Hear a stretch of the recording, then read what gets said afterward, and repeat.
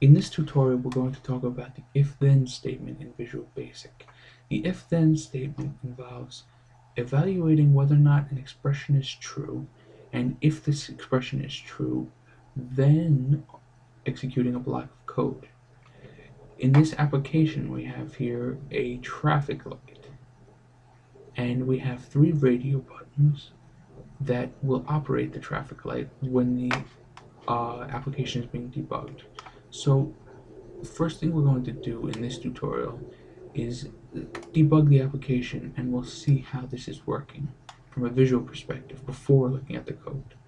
So all 3 blocks are set, their visibility is set to false on the loading of the application. But because we have the first radio button clicked also when the application is loading, it's overriding the visibility being set to false, making the visibility of the red block set to true. So when we click yield, we get the yellow box now lit up. And then when we hit green, we go to the green box. And then we can go back to stop, and we can see how it's going to work. This is being done through the use of if-then statements in the code. And now let's take a look at that code so we can figure out what exactly is going on. So the first thing we have in our code is an event handler for the load part of the application. This, as we said before, is setting the visibility of all 3 lights to false. But because we're using radio buttons, the red light will still light up, as we stated before. The next part of our code involves the 3 radio buttons that we're using for this application. The first radio button is red, the next one is yellow, and the next one is green. So for the red radio button, we have an if-then statement. It says if radio stop dot checked equals true, then the red light will be visible, equals true, and the green and the yellow lights will be false. So if we take a look back at our code, we can see that this is radio stop, this is radio yield, and this is radio green. So we know that this will, when stop is clicked, cause the red light to light up and the other 2 lights to disappear and not be lit up. And as we stated before, we have the statement being evaluated as whether or not it's true, and we're telling it that yes, dot checked equals true, then do this, this, and this. When we run the application, we click radio stop and make radio stop dot checked be true, so it can execute the code inside the decision. The other 2 if-then statements here work exactly the same way as the first one and are pretty self-explanatory on how they work. Now I'd like to show you the code for another grade application like we've used in other videos. This is going to get a little more complicated with the if-then statement and use if-then and else. What's happening in this application is the user is entering a grade, then the user is hitting calculate certificate, and the certificate is coming up based on the grade that they entered, what the correlation is. So let's take a look at the code on this one, unlike the other one first, because it's a lot smaller and we can see what's going on. Now in this application, the first thing we're doing is initializing a grade as a string variable, and then we're setting that grade to the grade text box. The next thing we're doing is starting our if-then statements. So the first part we have is grade equaling A, and whether or not that's true is going to depend on whether or not certificate equals excellence. Then we have grade equals B for a certificate of satisfactory. And then we use this handy word else to have a catch for the if-then statement. and that's obviously not supposed to be coming up. So let's close out of it for now.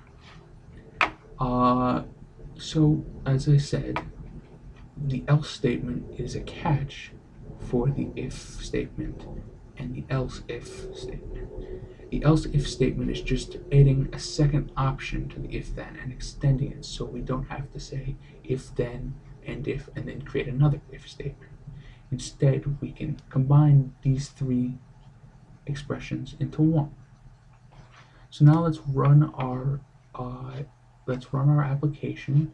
But as we have seen in other videos, the first thing we have to do is change our startup form to if then else 1. And now that we've done that, we can go back and we can debug. So if grade equals A, then the certificate.text equals excellence. So let's try that out first. We type in A, we hit calculate proper certificate, and we get a certificate of excellence. Now we enter B, and we get a certificate of satisfactory. Now here's time for the catch. We can enter any other letter now.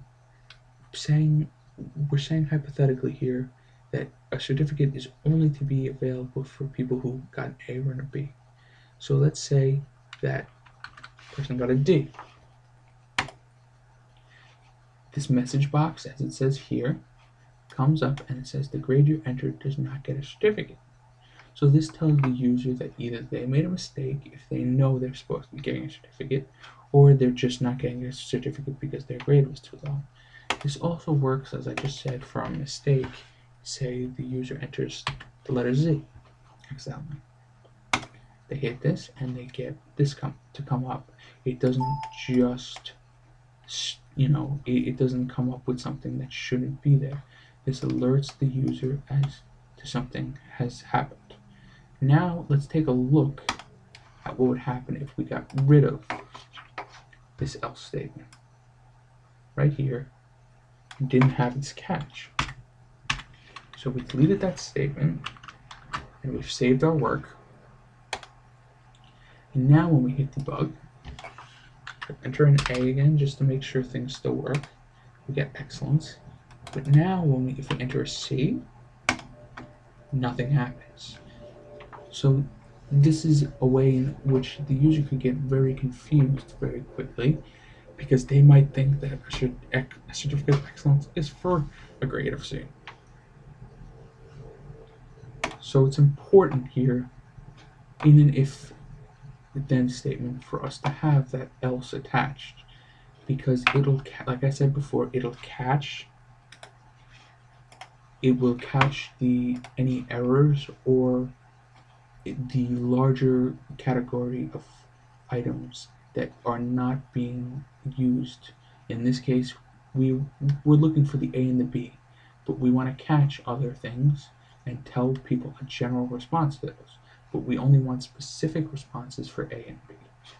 So when we add that else again, and Visual Basics IntelliSense gives us the else, we put the message box in,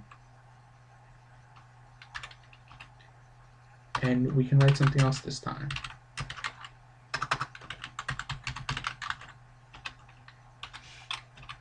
As long as it works, it's not an issue. And like I said, we have a catch for our application. Oops, no certificate. Now we can see how this if-then statement can get confusing if we're using multiple grades in this situation, and why, if you've watched the select case block video already, you know why the select case is important and why it makes this kind of situation easier. If you haven't watched the select case video, I definitely suggest that you do. But besides that, we've gone over in this tutorial what exactly the if-then statement is, and the fact that it evaluates an expression, whether or not it's true, and then executes the subsequent code based on whether or not the expression was true. Then we could throw in an else if to extend the if to another expression, and then we can have an else to catch everything else. Now, for our final thing, let's, as I always do in these videos, let's step into the code and view line by line what will happen.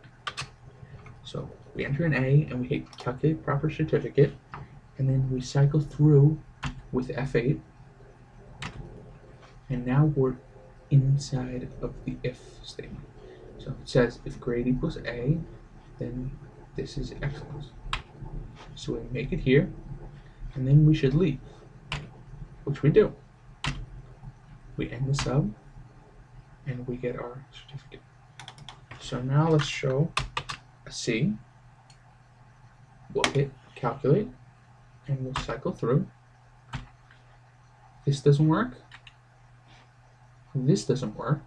We cycle through, and then we come to the else to catch, and this is where we work, and we get our message box. I hope you've learned something from this video, and I hope you watch our other videos on this website and come back in the future for more things to come. Thank you.